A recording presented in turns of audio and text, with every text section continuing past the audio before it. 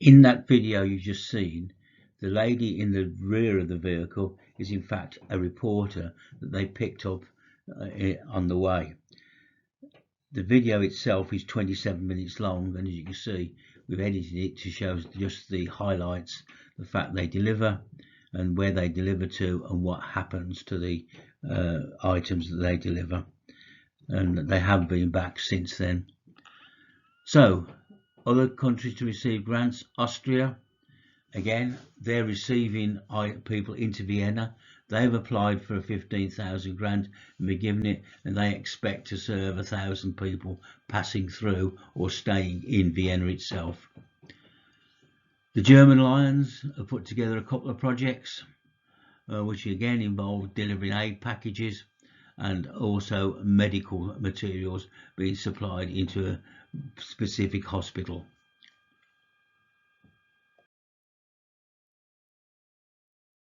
Let's look at the work of the Polish Lions when using the grants that have been given to them by the foundation.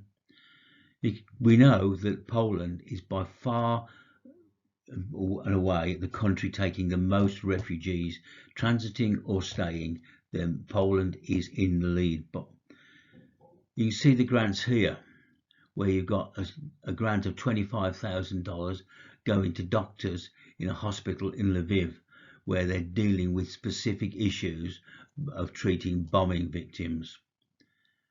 There's also a 15,000 grant gone in for medical equipment to go to border care centres. So for the injured and people in distress, when they arrive, there's something there to help them. And there's 60,000 people forecast to be assisted by this grant. There's a $25,000 grant gone to the District 121 Lions, and they were awarded it for a 2 month supply of food, hygiene supplies for refugees in a welcome centre being housed in Gdansk.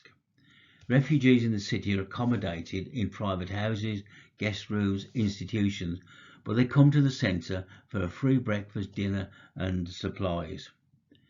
Many refugees don't have Polish currency, and the Ukrainian currency is no longer exchanged in Poland, so many refugees are destitute, unable to buy food and other items.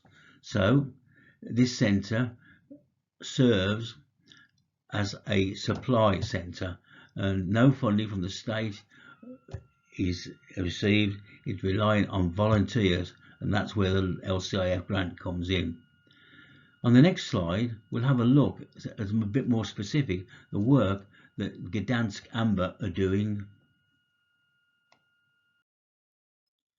From a Facebook page posting by the Gdansk Lions, we can see that their work is to take refugees, get them housed and take them to recover from their harrowing experience. They've got a shower, clean bedding, a meal in normal conditions, but they also act as a transit point, and there's hope for those who are now leaving Ukraine. Lions from different countries make offers to take the refugees. Denmark, Netherlands, Germany, France, Italy, Spain, Portugal and Switzerland have all come and taken refugees into their country, and they're organising Lions transfers. After 1 or 2 days under the wing of the Gdansk Club, they're moved on, and you can see a picture here of happy mothers with their daughters who are awaiting a transfer. And the bottom picture shows the Danish Lions bus, which has come to take a 6-person family from eastern Ukraine.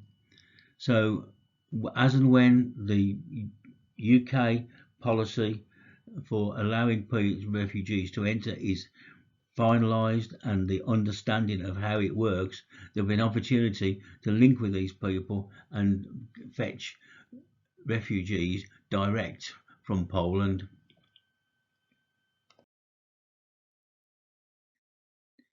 Here we have examples of grants that have been given to districts or single districts to work with refugees arriving in their country, not necessarily on the borderline. Armenia has had a $15,000 grant to provide food and blankets for 300 refugee families in the country, and it's in and around the Armenian capital. Turkey, District 118Y, have been given a grant to purchase food, clothing and hygiene supplies and essential medicine for between 250 and 300 refugees who are currently sheltering in Istanbul and its suburbs. And you can see they're working with the Ukrainian Solidarity Association over Istanbul. So it's interesting, they've found a representative of the Ukrainians who know where these refugees are, and they're working together to provide their basic needs. And there's 5 Lion clubs working together on this project.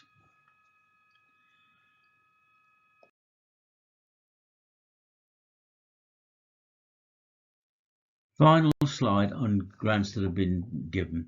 It's the Czech and Slovak republics have received a $15,000 grant. Again, they're getting people across the border, and they are serving an estimated 1,000 people with this necessary grant.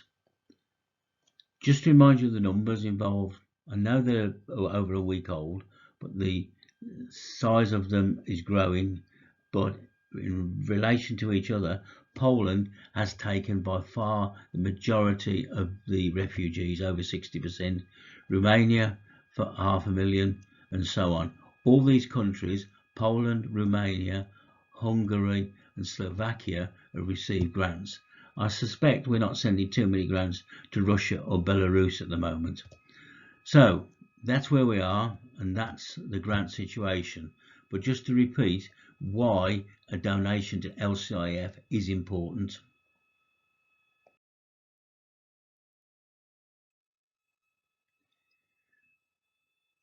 Giving money to LCIF for this effort means that there's an efficiency in terms of volunteer, administrative and logistical. Every time a single country or a single club tries to do something, it may be duplicating the efforts of similar people. We know it's a safe way of getting money there because we're sending money to LCIF and they send it on to recognise Lions clubs and know that they will be able to trace what's happened. They're building priority for Lions. So is it dealing with borders? Is it dealing with inland?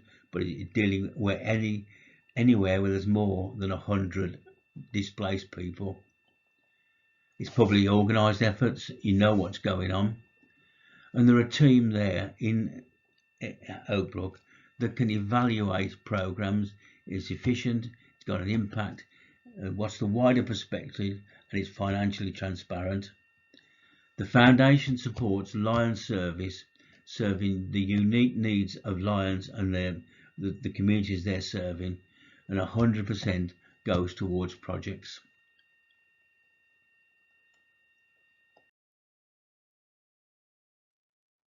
Here we have in front of us the places that you can keep up to date with what's happening with LCIF in Ukraine. There's the LCIF Facebook, LCIF website, and it's also possible to send a direct donation, but preferably you will send your donations from your clubs through to your district treasurer, who will then send them on for onward transmission to LCIF. But before we move away from discussing the response to Ukraine, I'd like to show a video that's a reminder that we've been here before. There was a tragic war in the Balkans at the beginning of the 2000s, and that has shown is still with us today. But we did react to that with quite positive reactions from our Gift for Living charity.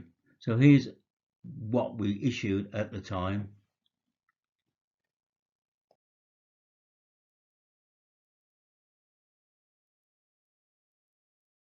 If you can't see children's tears, then you can't see anything at all.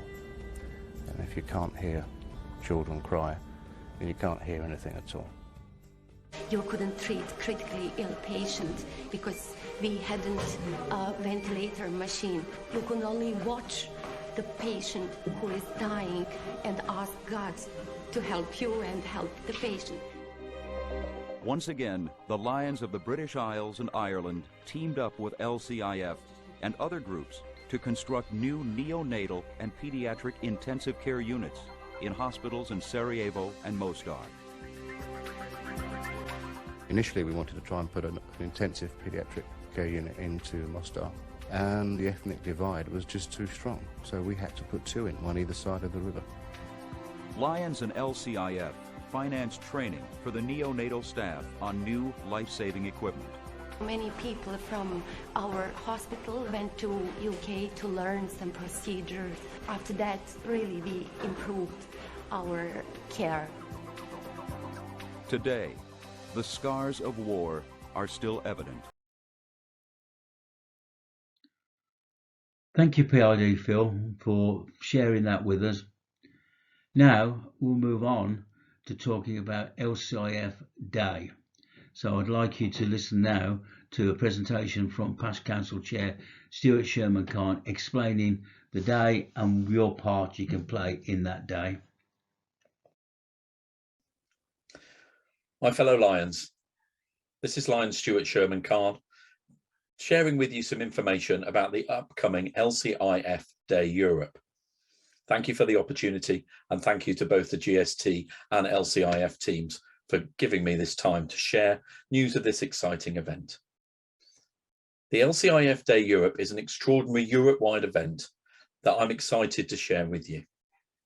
The goal of this initiative is for all Lions clubs in Europe to be seen giving our clubs and our service activities the visibility they deserve, as well as raising funds for Campaign 100.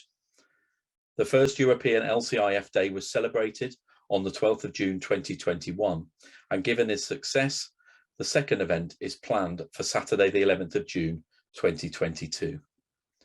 The day has three main goals: to gain visibility and awareness for Lions in their communities and throughout Europe, to engage with the public, tell stories of our local and global impact, and to welcome new members, and finally to raise funds for the Lions Club's International Foundation to empower Lions service. This is an opportunity for Lions across Europe to raise the profile of Lions Clubs International. Resources, etc. will be available. The idea is to promote to all clubs across Europe to hold an activity on the same day or thereabouts. Our diversity, creativity, sense of innovation and our commitment to serve for more than a century has proven we'll once again meet this opportunity to show who we are and what we do. Our clubs will be all over our cities, our towns and our villages. The public and the media will be amazed. The sky is the limit, and we look forward to seeing you in action.